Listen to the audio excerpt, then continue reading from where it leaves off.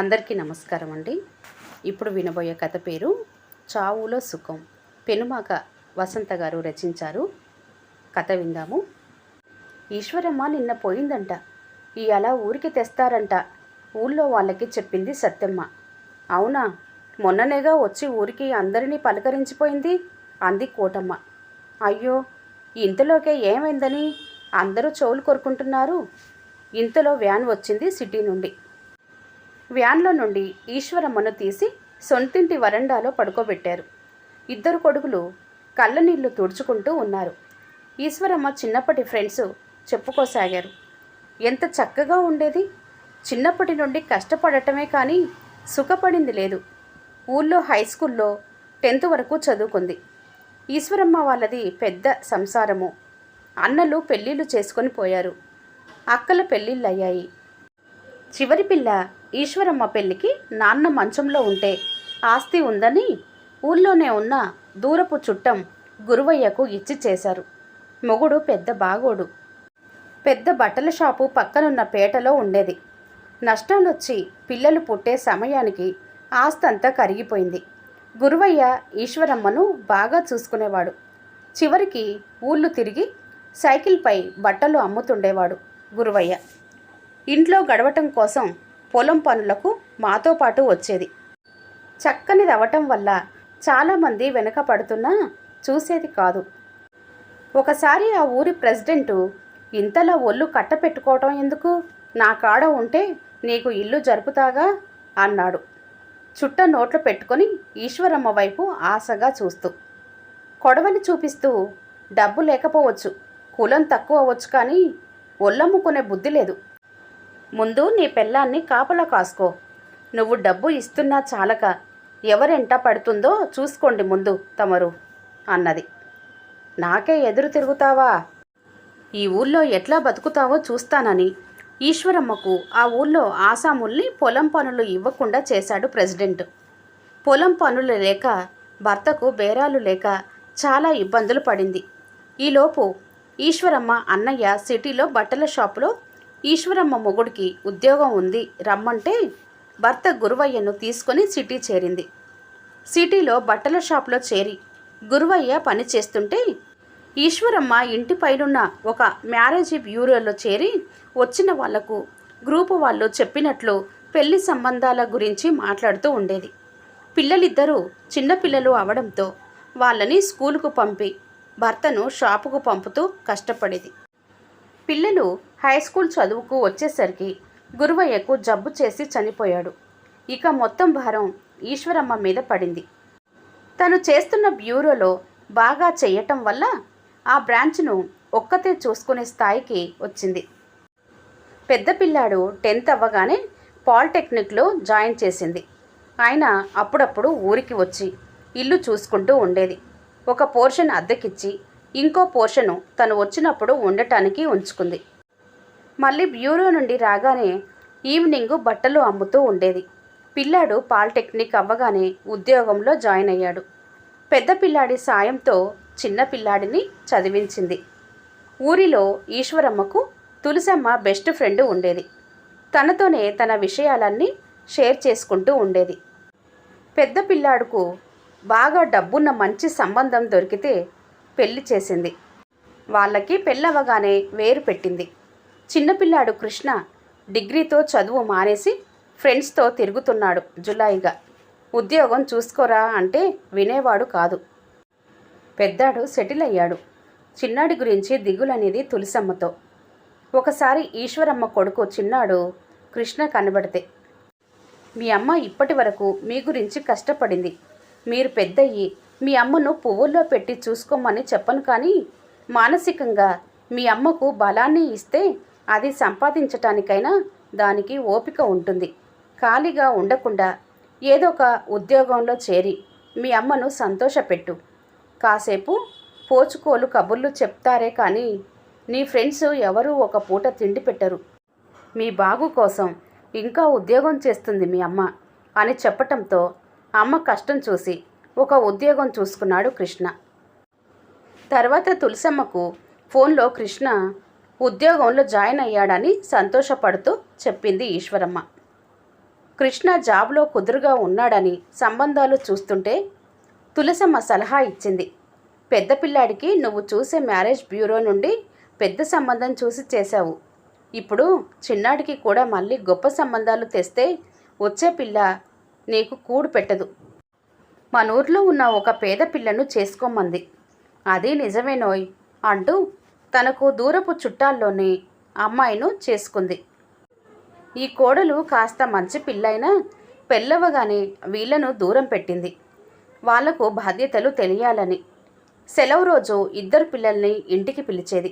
ఎప్పుడైనా ఆదివారం ఊరికొచ్చి ఉండి వెళ్ళేది. బాధ్యతలు తీరాయి.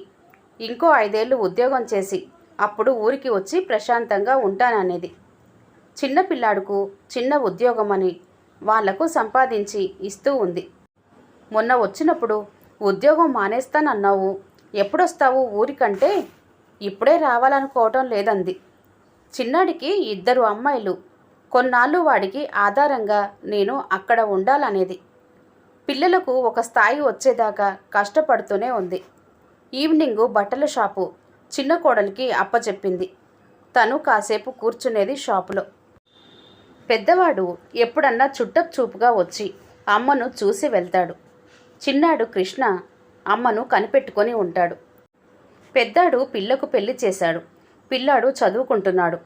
పెద్దాడు అంతా తమ్ముడుకు సంపాదించి ఇస్తున్నావని పైకి అనకపోయినా లోపలున్న భావాన్ని గ్రహించి 1,00,000 రూపాయలు ఇచ్చింది మనవరాలి పెళ్లికి బహుమతిగా. అప్పుడు పెద్ద కోడలు ఎంతో ఆప్యాయంగా ఈశ్వరమ్మని పలకరించింది. ఊరికి వచ్చినప్పుడు చెబితే ఊరి జనాలు నీ కష్టార్జితం దగ్గర పెట్టుకోకపోయావా, లేనినాడు అక్కరకు వచ్చేది. పెద్ద కొడుకు బాగానే సంపాదిస్తున్నాడుగా ఈశ్వరమ్మ అన్నారు. ఇప్పటి పిల్లలకు మనం ఇచ్చే డబ్బు వల్ల మనకు విలువ ఇచ్చే రోజులు వచ్చాయి, కానీ మా అమ్మ నాన్న అనుకునే రోజులు పోయాయి. నిజానికి వాడు ఎప్పుడు ఇవి చేతిలో ఉంచుకోమ్మా అని 1 రూపాయి ఇచ్చింది లేదు.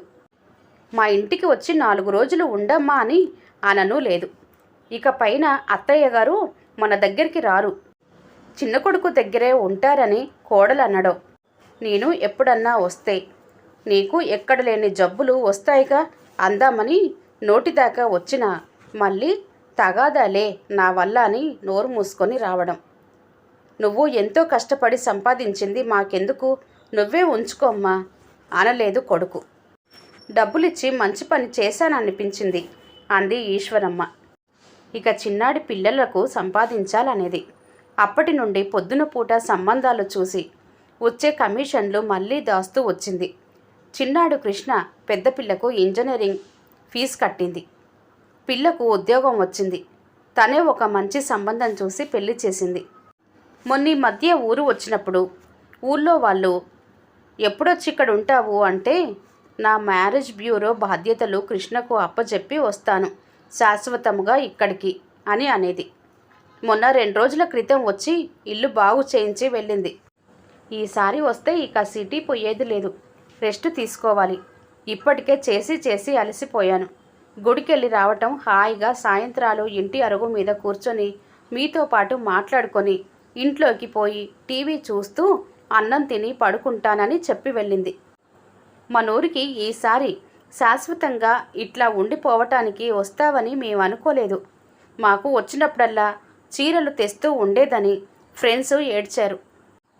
తులసమ్మ ఈశ్వరమ్మకు దండేస్తూ మన పుట్టిల్లు అత్తిల్లు ఇదే ఊరు కావటం, చిన్నప్పటి నుండి ప్రాణ స్నేహితులం కావటం, నన్నొదిలి ఎట్లా వెళ్ళావు ఈశ్వరి అంటూ ఏడ్చింది. నిన్న పొద్దున ఫోన్లో మాట్లాడింది మీ అమ్మ. ఎట్లా పోయింది కృష్ణ అన్న తులసమ్మతో నిన్న సాయంత్రం షాపులో బట్టలు అమ్ముతూ కృష్ణ నాకేదో గుండెలో నొప్పిగా ఉందిరా అంది. లేమ్మా, హాస్పిటల్కు వెళ్దామనేలోగా కిందకు ఒరిగిపోయింది. వెంటనే మా పక్క షాపులో ఆర్ఎంపీ డాక్టర్ ఉంటాడు. ఆయనొచ్చి చూసేసరికి ప్రాణం పోయింది. తెల్లవారుజామున వ్యాన్ మాట్లాడుకొని తెచ్చాము. మా కోసం ఎంతో కష్టపడింది. ఇక మమ్మల్ని ఎవరు చూస్తారు ఇంత ప్రేమగా అంటూ కొడుకులు కంటనీరు పెట్టారు. చిన్న కోడలు రమ్య, లే అత్తమ్మ, నువ్వు లేకపోతే మాకు ఎవరు దిక్కు, నన్ను ఒక కూతురులాగే చూసుకుందంటూ ఒకటే ఏడుపు. ఎప్పుడు ఒక హ్యాండ్ బ్యాగు ఈశ్వరమ్మ చేతిలో ఉండేది. పిల్లలతో, ఒరే ఇది నేను పోయినా కూడా నా పక్కనే ఉండాలనేది. దానిలో ఎప్పుడూ వాటర్ బాటిల్, ఎవరికి ఎంత ఇవ్వాలి, ఎంత ఖర్చు పెట్టేది రాసి పెట్టుకునేది. ఆ హ్యాండ్ బ్యాగు ఈశ్వరమ్మ పక్కన పెట్టారు. అందరూ ఈశ్వరమ్మ ప్రాణం ఆ హ్యాండ్ బ్యాగ్లో ఉండేదనుకున్నారు. చివరి మనవరాలు ఈ హ్యాండ్ బ్యాగ్లో ఏముందునని తీసింది. అందులో లోపల అరలో డబ్బుంది. ఎంత అని తీసి చూస్తే 1,00,000 రూపాయలున్నాయి. ఈ డబ్బు ఎవరికైనా అర్జెంటుగా రోగం వస్తే ఉపయోగపడుతుందని నేను ఎప్పటి నుండో దాస్తున్నది. నాకు ఈ మధ్య తరచూ గుండెల్లో నొప్పి వస్తుంది. హాస్పిటల్కు వెళ్దామంటే బోలెడు డబ్బు ఖర్చని ఊరుకుంటున్నా. ఈలోపు నేనే పోతే దినవారాలకు ఉంటాయిలే అని రాసిన చిన్న చీటీ ఉంది. చివరకు నీ దినవారాలకు కూడా నువ్వే డబ్బు మాకు పెట్టిపోయావా అమ్మా అని పిల్లలు ఏడిచారు. అక్కడి వాళ్ళు నిజంగా కష్టజీవి ఈశ్వరమ్మ. మాతో సుఖంగా ప్రాణం పోవాలనేది. ఎవరి చేత చేయించుకోను, ఎవరి పైసాను తీసుకోను అనేది. అలాగే తన దినవారాలకు డబ్బిచ్చిపోయింది. ఎన్నాళ్ళకైనా పోవాల్సిందే. ఇట్లాంటి చావు ఎవరికొస్తుంది? ఇంకా ఉండి అందరికీ భారం అయ్యే కన్నా చిటికలో ప్రాణం ఇట్లా పోవాలన్నారు. తులసమ్మ, కృష్ణ, మీ అమ్మ డబ్బు మీరుంచుకొని దినవారాలకయ్యే డబ్బు మీరు ఖర్చు పెట్టండి. ఇన్నాళ్ళు కష్టపడి మిమ్మల్ని చూసుకున్నందుకు మీ అమ్మ రుణం ఇట్లా తీర్చుకోండి. ఆ డబ్బును మీ 4 పిల్లల పేర ఈశ్వరమ్మ పేరు మీద ఫిక్స్డ్ చెయ్యండి. అలాగేనని తులసమ్మ మాటలకు తల ఊపారు కొడుకులు. ఊరి మాజీ ప్రెసిడెంట్ వచ్చి చూసి నిప్పులాంటి మనిషి. తన కష్టాన్ని నమ్ముకుంది. ఎవరి దగ్గర చేయి చాచకుండా బతికింది. ఇది చావంటే అని మెచ్చుకున్నాడు. కథ సమాప్తం అండి. కథ కనుక నచ్చినట్లయితే లైక్ చేయండి, షేర్ చేయండి. అలాగే మరిన్ని మంచి కథల కోసం ఛానల్ని సబ్స్క్రైబ్ చేసుకోండి. మరొక మంచి కథతో మళ్ళీ కలుద్దాం. అంతవరకు సెలవు. నమస్తే.